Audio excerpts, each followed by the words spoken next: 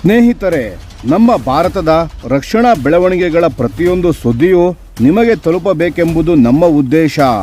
ನಿಮ್ಮ ಒಂದು ಸಬ್ಸ್ಕ್ರೈಬ್ ನಮಗೆ ದೊಡ್ಡ ಪ್ರೋತ್ಸಾಹ. ದಯವಿಟ್ಟು ಸಬ್ಸ್ಕ್ರೈಬ್ ಮಾಡುವುದರ ಮೂಲಕ ಪ್ರೋತ್ಸಾಹ ನೀಡಿ ಎಂದು ನಿಮ್ಮಲ್ಲಿ ಕೇಳಿಕೊಳ್ಳುತ್ತೇವೆ.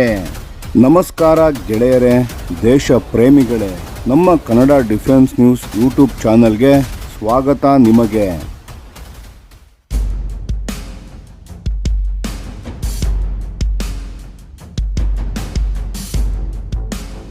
ನಮಸ್ಕಾರ ಸ್ನೇಹಿತರೆ, ಮತ್ತೊಮ್ಮೆ ಸ್ವಾಗತ ನಮ್ಮ ಚಾನಲ್ಗೆ. ಇವತ್ತು ನಾವು ಮಾತನಾಡೋದು ಭಾರತೀಯ ವಾಯುಪಡೆಯ ಒಂದು ತುಂಬ ಮಹತ್ವದ ನಿರ್ಧಾರದ ಬಗ್ಗೆ. ಅದೇನೆಂದರೆ, ಹಿಮಾಲಯದ ಗಡಿ ಪ್ರದೇಶಗಳಲ್ಲಿ ಭಾರೀ ತೂಕದ ಸರಕುಗಳನ್ನು ಸಾಗಿಸಬಲ್ಲ ಅಲ್ಟ್ರಾ ಹೆವಿ ಲಿಫ್ಟ್ ಹೆಲಿಕಾಪ್ಟರ್ಸ್ಗಳನ್ನು ತರಿಸಿಕೊಳ್ಳುವ ಯೋಜನೆಯ ಬಗ್ಗೆ. ಹಾಗಾದರೆ ಈ ವಿಷಯ ಏಕೆ ಇಷ್ಟು ಮುಖ್ಯ ಅಂತ ನೋಡೋಣ ಬನ್ನಿ. ಸ್ನೇಹಿತರೆ, ಏಪ್ರಿಲ್ 28, 2026ರಂದು ರಕ್ಷಣಾ ಸಚಿವಾಲಯವು ಒಂದು ರಿಕ್ವೆಸ್ಟ್ ಫಾರ್ ಇನ್ಫಾರ್ಮೇಷನ್ ಅಂದರೆ RFI ಅನ್ನು ಜಾರಿ ಮಾಡಿದೆ. ಇದರ ಅಡಿಯಲ್ಲಿ ಭಾರತೀಯ ವಾಯುಪಡೆಗೆ 3 ಅಲ್ಟ್ರಾ ಹೆವಿ ಲಿಫ್ಟ್ ಹೆಲಿಕಾಪ್ಟರ್ಸ್, ಸಂಕ್ಷಿಪ್ತವಾಗಿ UHLH ಅನ್ನು ಪಡೆದುಕೊಳ್ಳುವ ಗುರಿ ಇದೆ. ಇದು ಸದ್ಯಕ್ಕೆ 2 ವರ್ಷಗಳ ಡ್ಯಾಂಪ್ ಲೀಸ್ ವ್ಯವಸ್ಥೆಯಡಿ ಬರಲಿದ್ದು, ಮುಂದೆ ಅಗತ್ಯ ಬಿದ್ದರೆ ಖರೀದಿಸುವ ಆಯ್ಕೆಯೂ ಇರಲಿದೆ. ಈಗ ಒಂದು ಮುಖ್ಯ ಪ್ರಶ್ನೆ, ಈ ಡ್ಯಾಂಪ್ ಲೀಸ್ ಅಂದರೆ ಏನು ಅಂತ.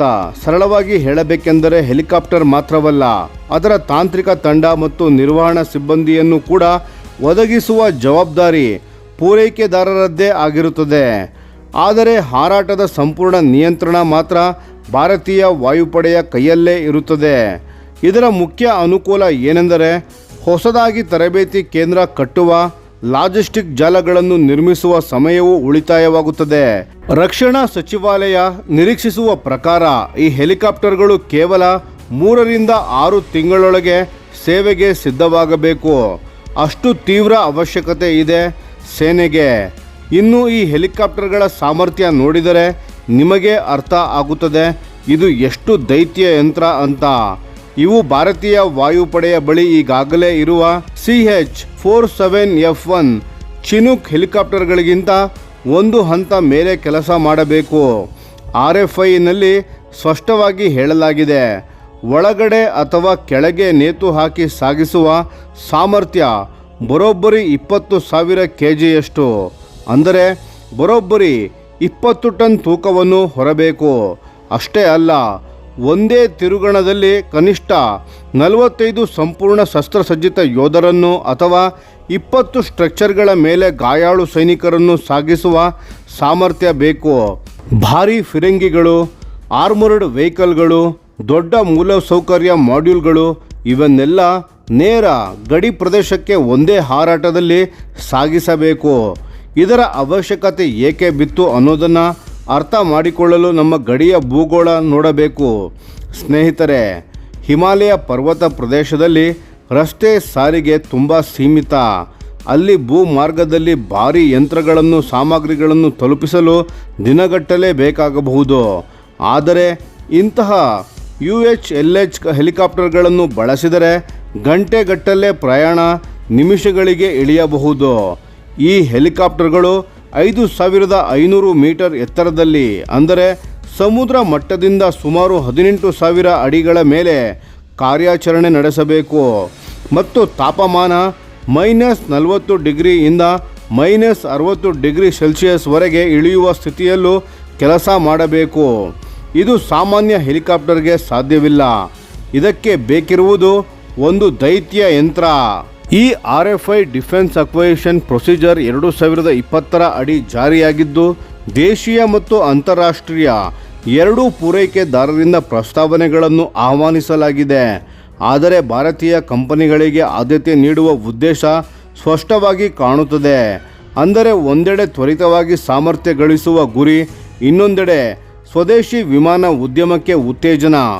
ಎರಡನ್ನೂ ಒಟ್ಟಿಗೆ ಸಾಧಿಸುವ ಪ್ರಯತ್ನ ಇದು.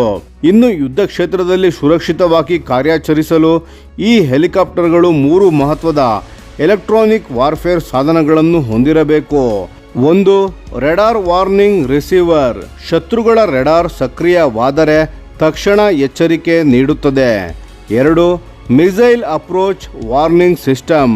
ಶತ್ರುಗಳ ಕ್ಷಿಪಣಿ ಹತ್ತಿರ ಬರುತ್ತಿದ್ದರೆ ಮುನ್ನೆಚ್ಚರಿಕೆ ಕೊಡುತ್ತದೆ. 3. Countermeasure dispensing system. ಕ್ಷಿಪಣಿಯ ಗುರಿಯನ್ನು ತಪ್ಪಿಸಲು ಸ್ವಯಂಚಾಲಿತವಾಗಿ ತಡೆ ಕ್ರಮ ತೆಗೆದುಕೊಳ್ಳುತ್ತದೆ. ಇದು ತಾನೇ ಆಧುನಿಕ ಯುದ್ಧ ಸಾಮರ್ಥ್ಯ ಅಂದರೆ.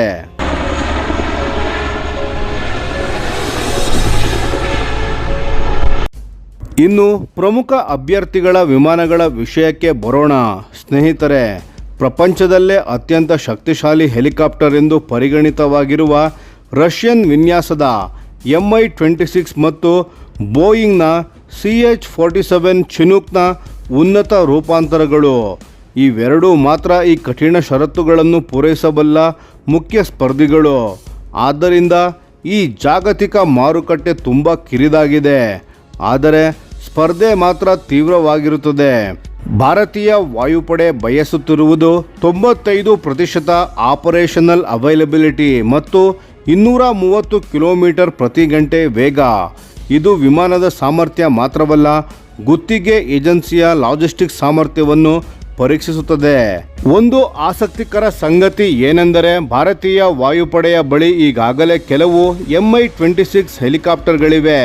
ಇವನ್ನು 1980ರ ದಶಕದಲ್ಲಿ ಖರೀದಿಸಲಾಗಿತ್ತು. ಆದರೆ ಸದ್ಯ ಅವು ಹಲವು ವರ್ಷಗಳಿಂದ ನೆಲದ ಮೇಲಿದ್ದು ಈಗ ಪ್ರತ್ಯೇಕ ದುರಸ್ತಿ ಪ್ರಕ್ರಿಯೆ ನಡೆಯುತ್ತಿದೆ. ಆ ಕೊರತೆಯನ್ನು ತುಂಬಿಸಲು ಈ ಹೊಸ ಲೀಸ್ ವ್ಯವಸ್ಥೆಯನ್ನು ತರಲಾಗುತ್ತಿದೆ. ಒಟ್ಟಾರೆಯಾಗಿ ಹೇಳಬೇಕೆಂದರೆ ಇದೊಂದು ಬಹಳ ಚಾಣಾಕ್ಷ ನಿರ್ಧಾರವಾಗಿದೆ. ಭಾರತ ದೀರ್ಘಕಾಲಿಕ ಖರೀದಿ ಮಾಡುವ ಮೊದಲು ಲೀಸ್ ವ್ಯವಸ್ಥೆಯ ಮೂಲಕ ಈ ವಿಮಾನಗಳ ಕಾರ್ಯಕ್ಷಮತೆಯ ಪ್ರತ್ಯಕ್ಷ ಪರೀಕ್ಷಿಸಲಿದೆ ಮತ್ತು ಮಹತ್ವ ಮನಗಂಡರೆ ನೇರ ಖರೀದಿ ಮಾಡುವ ಅವಕಾಶ ಮುಕ್ತವಾಗಿ ಇರಿಸಿಕೊಂಡಿದೆ. ಲೀಸ್ ಮಾದರಿ ಭಾರತೀಯ ರಕ್ಷಣಾ ಸಂಗ್ರಹಣಾ ಕ್ಷೇತ್ರದಲ್ಲಿ ಹೆಚ್ಚೆಚ್ಚು ಜನಪ್ರಿಯವಾಗುತ್ತಿದೆ. ಕಡಿಮೆ ಸಮಯದಲ್ಲಿ ಕಡಿಮೆ ಖರ್ಚಿನಲ್ಲಿ ಸಾಮರ್ಥ್ಯವನ್ನು ಗಳಿಸಿಕೊಳ್ಳಲು ಇದು ಅತ್ಯುತ್ತಮ ದಾರಿ.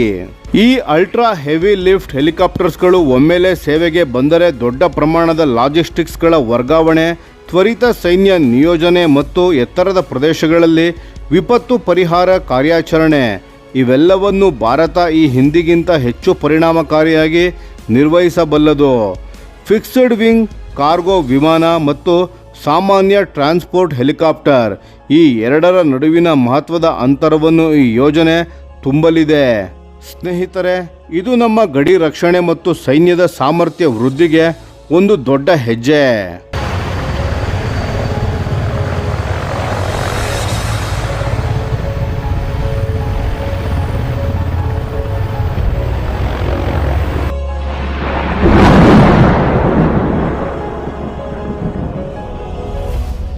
ಈ ವಿಡಿಯೋ ನಿಮಗೆ ಇಷ್ಟವಾಗಿದ್ದರೆ ಲೈಕ್ ಮಾಡಿ ಮತ್ತು ನಮ್ಮ ಚಾನೆಲನ್ನು ಸಬ್ಸ್ಕ್ರೈಬ್ ಮಾಡಿ ಹಾಗೂ ಬೆಲ್ ಐಕಾನ್ ಒತ್ತಿ. ಯಾವ ಅಪ್ಡೇಟ್ಗೂ ಮಿಸ್ ಆಗಬೇಡಿ. ಡಿಫೆನ್ಸ್ ಸುದ್ದಿಗಳನ್ನು ತ್ವರಿತವಾಗಿ ಪಡೆಯಿರಿ. ನಿಮ್ಮ ಬೆಂಬಲವೇ ನಮ್ಮ ಶಕ್ತಿ. ಭಾರತ ಬಲಿಷ್ಠವಾಗಲಿ ಎಂದು ಆಶಿಸುತ್ತಾ ಭಾರತ ಮಾತೆಗೆ ಜೈ. ಧನ್ಯವಾದಗಳು.